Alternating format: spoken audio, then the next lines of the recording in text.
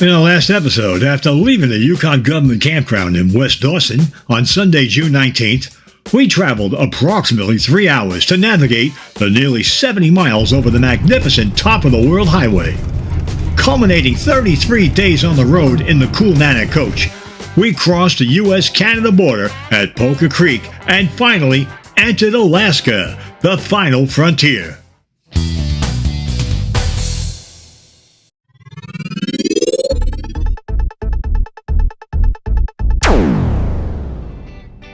From Florida to Alaska, from the East Coast to the West Coast, join Jane and Steve celebrating their 50th wedding anniversary, traveling across North America in the cool Nana coach, their 27-foot Freedom Elite Class C motorhome, as they visit the many beautiful points of interest in all 50 United States on their golden anniversary adventure.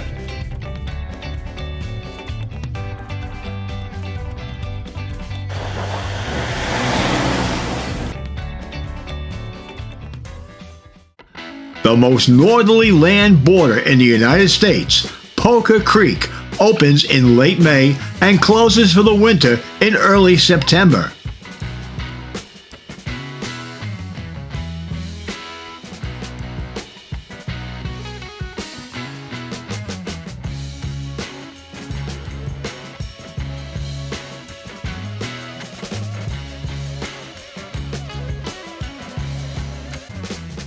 Well, will you look at this beautifully paved roadway as we approach the end of the top-of-the-world highway. But we have been forewarned that the newfound quiet we're experiencing in the cool Nana coach will be somewhat short-lived.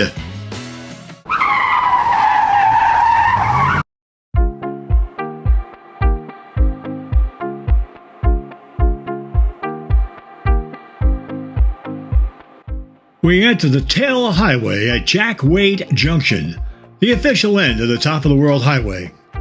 The Taylor Highway, Alaska number 5, is a 160-mile-long road that connects Eagle, Alaska with Tetlin Junction on the Great Alaska Highway, Alaska number 2. The Jack Wade Junction is where the highway turns north to Eagle, Alaska. We'll be headed south toward Tetlin Junction. This is one of the highways where experienced driving on mountain roads makes the difference between an easy and enjoyable journey and one that is memorable for other reasons. If narrow, winding mountain roads are all in a day's work for you, you're going to have a lot of fun. If not, just keep your speed down and make lots of stops to enjoy the views. There is very little traffic, but if someone comes up behind you, make whatever effort you can to let them by so everyone has a good trip.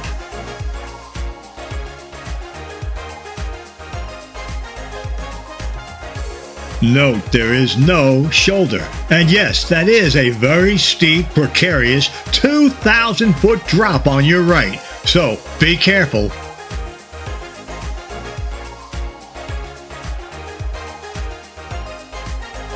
The area is rich in wildlife, so keep alert at all times. Know that thousands of caribou regularly cross on the road, especially during their fall migration. But as mentioned in our last episode, we are about to encounter a wildlife traffic jam of sorts, as we encounter several herds of caribou enjoying a jaunt out of the bush and onto the clear path known to us as the Taylor Highway.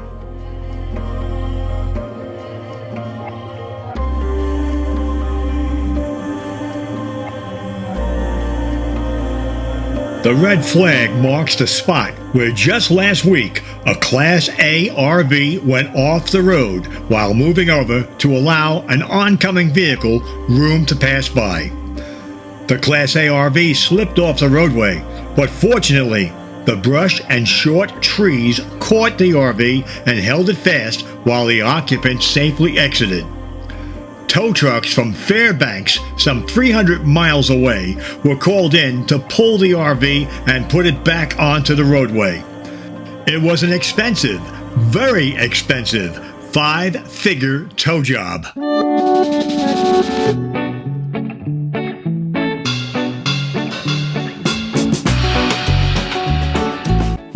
Seems like we've caught up with a couple of other RVers, and I can just about see why. To the left, if you look forward, up front of them, about a quarter of a mile ahead, look at all the caribou.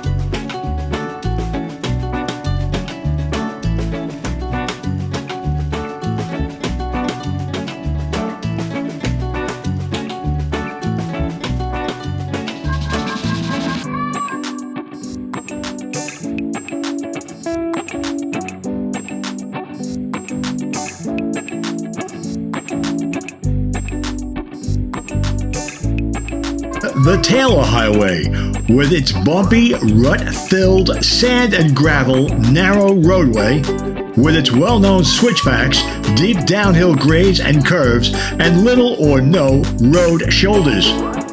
The real adventurous driving is about to begin.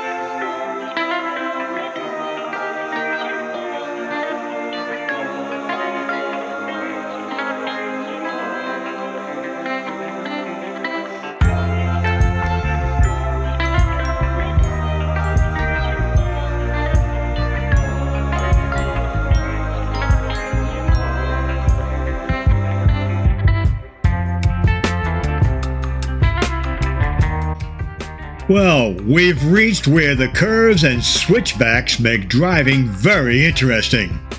Just take your time, drive slow, and you'll get to the town ahead with a name that surely fits travelers who, out of unfounded fear, did not drive the top of the world or Taylor highways. The town is called Chicken. At milepost 66 on the Taylor Highway, you'll find the community of Chicken, home of the Pedro Gold Dredge. Chicken's a good place to stay over, as there's lots to see and do in this historic community. Chicken's a colorful village, which has a year-round population of about 12. Gold mining has been carried on in the area since 1886, and the post office, established in 1903, is one of the oldest in interior Alaska. There are 4 distinctive sections of Chicken, now all quite widely spaced. Coming in from the east, there's New Chicken. That's where the gold panner is. Then, the original town site, to the north of and not visible from the highway. If you turn south off the highway on Airport Road, you come to the Chicken Mall and the original Chicken Gold Camp. And finally, there's the post office area at the west edge of town. 2 historic attractions are accessible in Chicken. The Pedro Dredge, the historic dredge that mined Chicken Creek, is located at the original Chicken Gold Camp, and tours through it are available for $5. The original town site is now on the National Register of Historical Places, and tours of the remaining buildings are given daily at 9 a.m. and 1 p.m. starting at the Gold Panna, lasting about an hour. The tours cost about $5 per person. Want to embarrass your kids? Take a photo behind the infamous chicken egg. Why do they call the town Chicken? It's a good question. In the late 1800s, early miners traveled far in search of gold.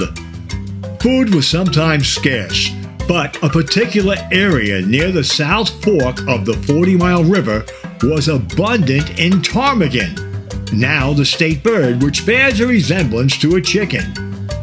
The miners kept themselves alive with the help of the ptarmigan, as if you consider being eaten as helping. In 1902, the town was to become incorporated, only the second town in Alaska to do so.